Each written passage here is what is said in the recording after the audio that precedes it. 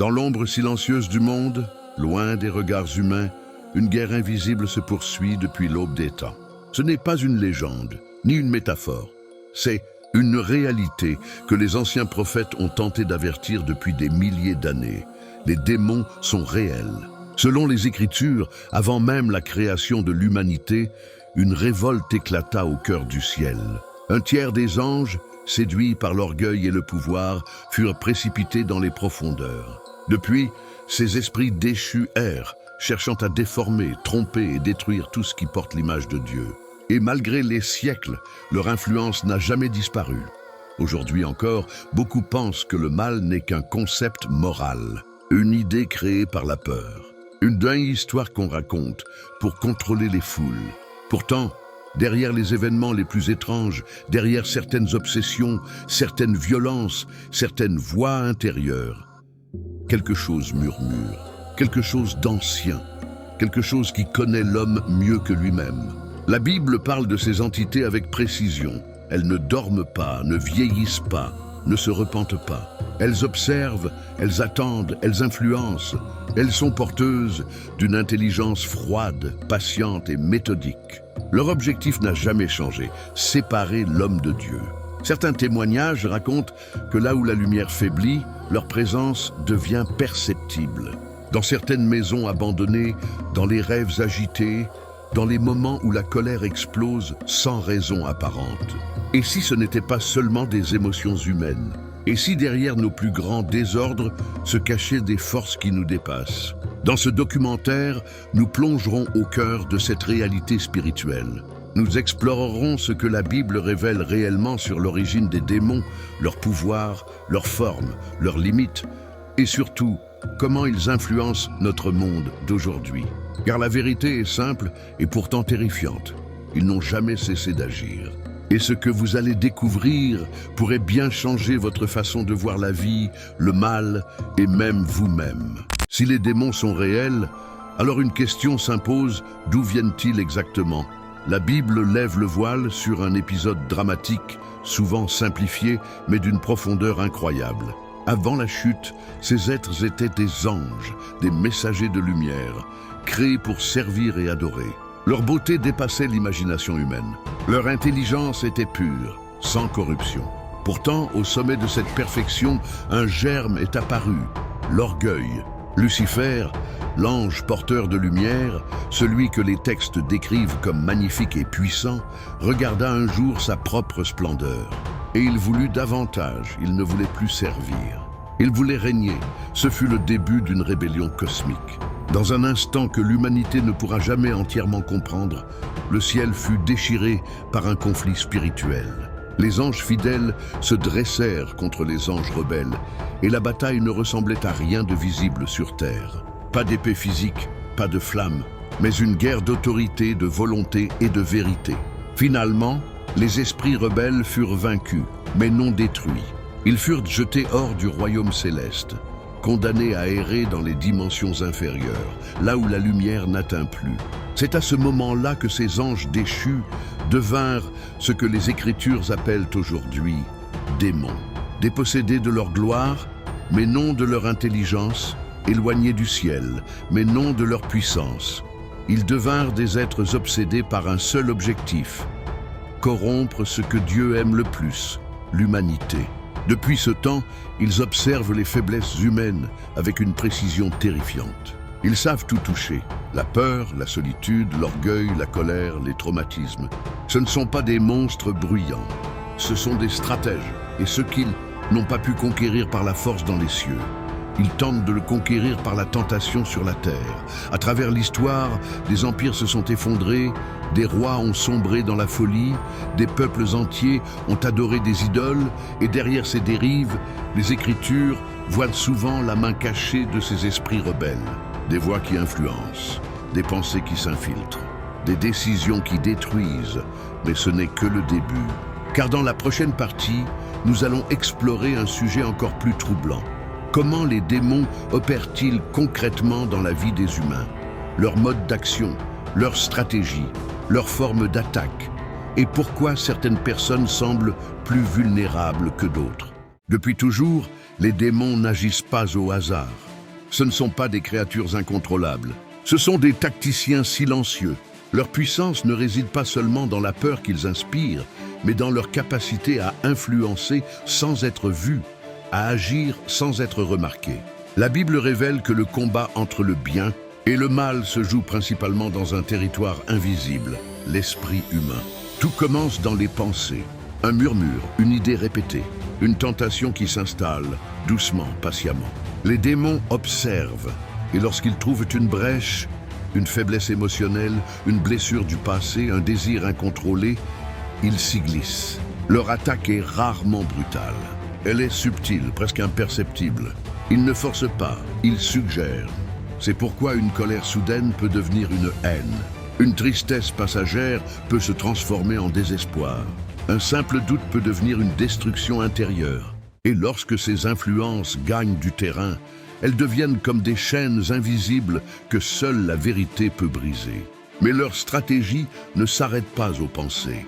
Les Écritures montrent qu'ils cherchent des territoires à contrôler, ce que la Bible appelle parfois des forteresses spirituelles.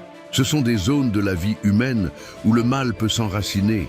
Les addictions, les mensonges répétés, les pratiques occultes, la jalousie, l'obsession, la perversion, la violence. Là où l'homme cède du terrain, ces esprits s'installent. Jésus, dans les évangiles, décrit ces esprits comme des êtres qui cherchent un lieu où demeurer. Ils errent, ils observent, puis ils reviennent. Et lorsqu'ils trouvent un esprit affaibli, vide, sans protection, ils ne viennent pas seuls.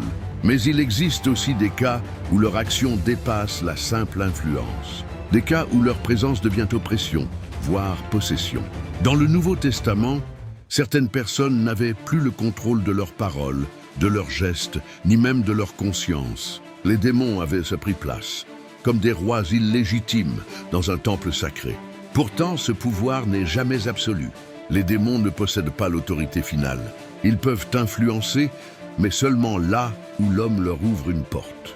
Et c'est là que l'histoire devient encore plus fascinante et plus inquiétante. Car si un démon agit dans l'ombre, un autre cherche toujours la lumière. Et dans la prochaine partie, nous verrons comment la Bible décrit leur pouvoir, leurs limites, et pourquoi certaines personnes deviennent des cibles plus faciles que d'autres. Pour comprendre l'ampleur de la menace, il faut d'abord comprendre la nature réelle des démons. Le cinéma les montre comme des créatures monstrueuses, mais la Bible les présente comme des esprits anciens, intelligents, disciplinés et capables d'interagir avec le monde physique d'une manière que l'homme ne peut pas totalement saisir. Leur pouvoir, les Écritures évoquent plusieurs capacités que possèdent ces entités. 1. L'influence mentale. C'est leur arme principale. Ils n'imposent pas leurs pensées, ils les suggèrent. Ils exploitent le doute, le désir, la faiblesse émotionnelle, puis ils amplifient. Un murmure devient une voix intérieure. Une tentation devient une obsession. Une peur devient une prison. 2. La manipulation spirituelle. Certains passages bibliques montrent que ces esprits peuvent pousser des hommes à la folie, à la violence ou à une confusion totale. Ils peuvent bloquer la lucidité, empêcher la paix intérieure et troubler le sommeil. Ils cherchent à fatiguer, à affaiblir, à épuiser. 3. L'influence sur l'environnement. Dans plusieurs récits, des phénomènes étranges se produisent lorsque des forces démoniaques sont présentes. Mouvements inexpliqués, cris nocturnes, atmosphère lourde, objets qui tombent. Bien que subtils, ces signes sont rapportés depuis les temps anciens. 4. L'oppression physique. Dans le Nouveau Testament, certaines personnes étaient paralysées, courbées ou malades à cause d'esprits impurs. Ce n'est pas toujours le cas, mais certaines afflictions peuvent avoir une origine spirituelle. Mais malgré ces capacités inquiétantes, les démons ne sont pas tout-puissants. Leurs limites, ils n'ont pas la capacité de créer. Ils ne peuvent pas lire dans les pensées. Ils ne connaissent pas l'avenir. Ils ne peuvent pas agir sans qu'une porte spirituelle leur soit ouverte. Ils ne peuvent pas vaincre la lumière, seulement l'éviter. Leur puissance repose sur l'accès qu'on leur donne, par les choix, les pratiques occultes, les vengeances, les traumatismes non guéris, les colères nourries. Là où il y a obscurité, ils se sentent chez eux. Pourquoi certaines personnes sont-elles ciblées? Certaines âmes attirent l'attention parce qu'elles sont blessées, isolées, instables ou plongées dans des habitudes destructrices. D'autres deviennent des cibles parce qu'elles cherchent la vérité, qu'elles approchent de Dieu ou qu'elles possèdent un potentiel spirituel que l'ennemi veut détruire avant qu'il ne s'éveille. Dans le monde spirituel, rien n'est laissé au hasard. Chaque faiblesse est une porte. Chaque compromis est une invitation. Mais cette réalité sombre n'est qu'un côté de l'histoire. Car si les forces du mal observent l'homme, Dieu veille aussi. Et dans la prochaine partie, nous entrerons dans un sujet essentiel, presque oublié. Comment se protéger? Quels sont les signes d'une attaque spirituelle? Et comment la lumière combat réellement les ténèbres? Face à la présence silencieuse du mal, une question essentielle traverse les siècles. Comment reconnaître une attaque spirituelle? Les démons ne se présentent jamais ouvertement. Ils n'entrent pas en criant. Ils glissent, ils infiltrent, ils s'installent. Leur arme la plus dangereuse est la discrétion. Les signes d'une attaque spirituelle. Les Écritures et les témoignages spirituels décrivent plusieurs signes. Aucun pris isolément n'est une preuve absolue, mais ensemble, ils forment un schéma inquiétant.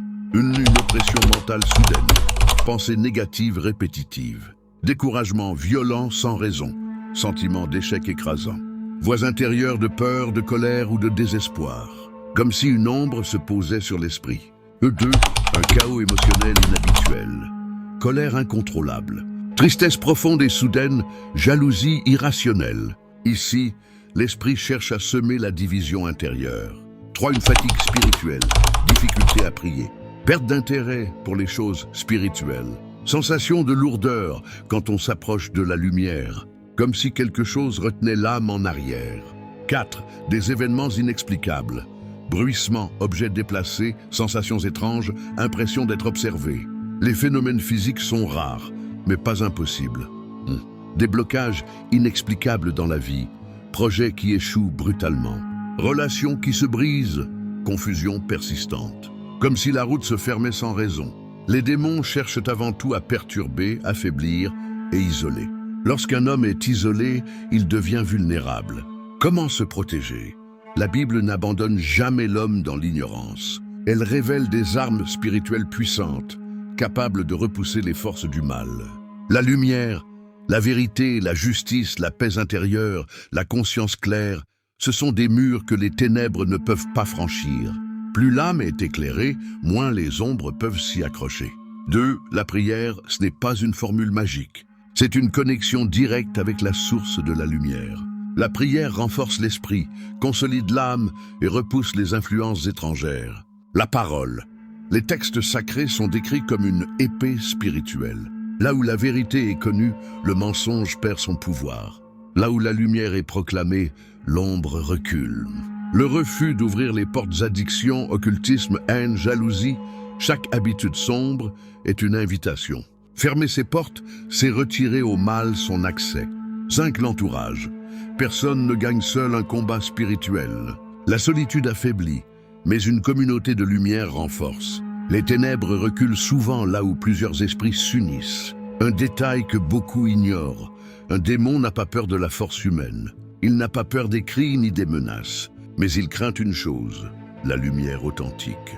Là où elle se manifeste, les ténèbres n'ont ni pouvoir ni refuge. Et pourtant, même si les démons sont vaincus par la lumière, ils n'ont pas abandonné leur mission. Ils continuent d'agir, d'observer, de chercher des failles, car la plus grande attaque démoniaque n'est pas spectaculaire. Elle est invisible, elle est quotidienne.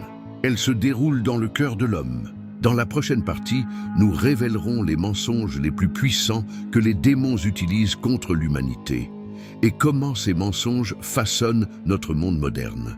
Depuis la nuit des temps, les démons ont compris une vérité simple. L'homme n'a pas besoin de voir le mal pour y croire. Dans le monde moderne, ce mensonge est plus vivant que jamais. On explique tout par la science, les émotions, le hasard. On oublie que l'invisible influence le visible.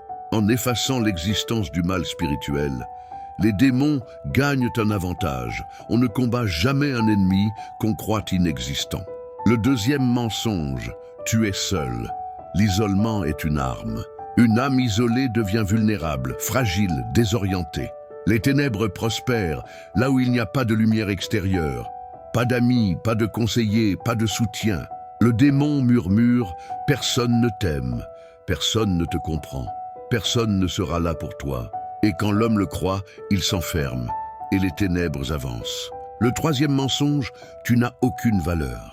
Si l'homme perd la conscience de sa valeur, il perd la force de se protéger. Ce mensonge détruit doucement, silencieusement. Il assèche le courage, enlève la volonté, vide l'âme. Comme un poison lent, le quatrième mensonge, tout est permis. C'est le piège inverse. Au lieu de diminuer l'homme, il l'enfle d'orgueil. Il lui fait croire qu'il peut tout faire, tout toucher, tout expérimenter, même les choses dangereuses. Les portes occultes s'ouvrent souvent avec ce mensonge. Ce n'est qu'un jeu. Ce n'est pas grave. Personne ne verra. Mais chaque pas dans l'ombre laisse une trace que la lumière n'efface pas facilement. Le cinquième mensonge, la vérité est relative. Mais la vérité ne change pas avec les opinions. Elle est ce qu'elle est. Les démons ont compris qu'en brouillant la frontière entre le vrai et le faux, ils plongent le monde dans la confusion. Et dans la confusion, ils avancent. Le monde moderne, un terrain fertile aujourd'hui, avec la technologie, les réseaux sociaux, les distractions incessantes, l'homme est plus connecté que jamais, et pourtant plus isolé. Il est plus informé, mais moins sage, plus entouré, mais moins conscient de lui-même.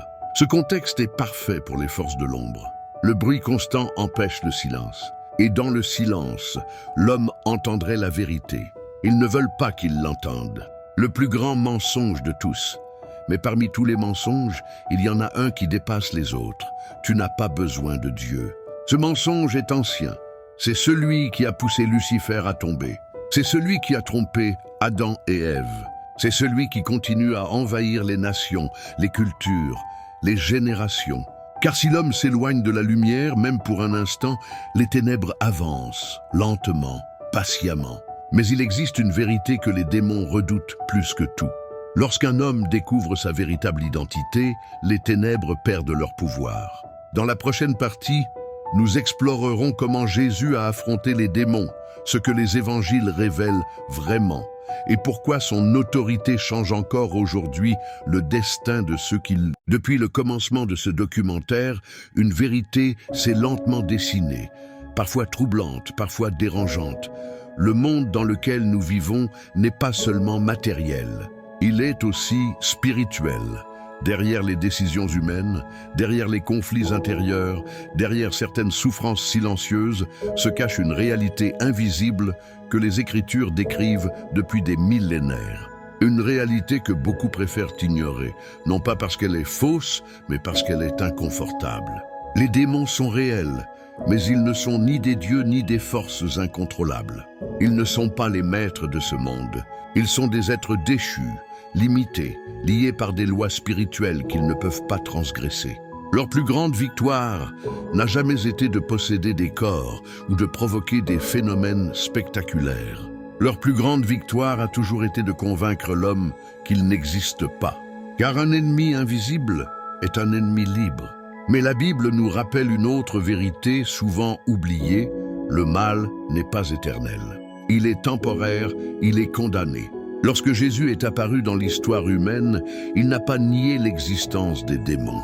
Il les a confrontés, il les a exposés, il les a vaincus à chaque rencontre. Les évangiles montrent une chose frappante. Les démons reconnaissaient son autorité avant même que les hommes ne la comprennent. Ils savaient qui il était, ils savaient ce qu'il représentait, et ils savaient que leur temps était compté. Cela nous enseigne quelque chose de fondamental. La peur n'est pas une arme contre les ténèbres. La panique n'est pas une solution.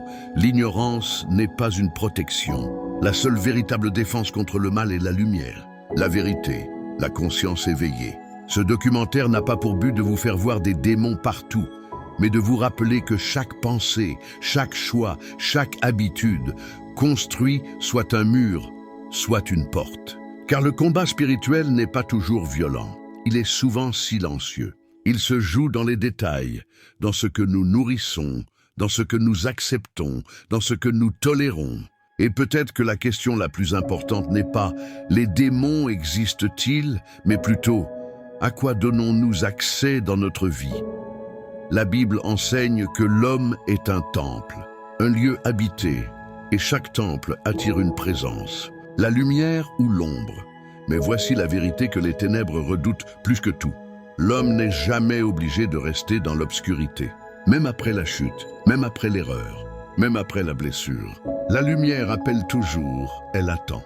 Elle ne force pas, et là où elle est acceptée, les chaînes tombent, les mensonges s'effondrent, et les forces de l'ombre perdent toute autorité. Alors, si ce documentaire a éveillé une question en vous, une prise de conscience, ou même un inconfort, ce n'est peut-être pas un hasard.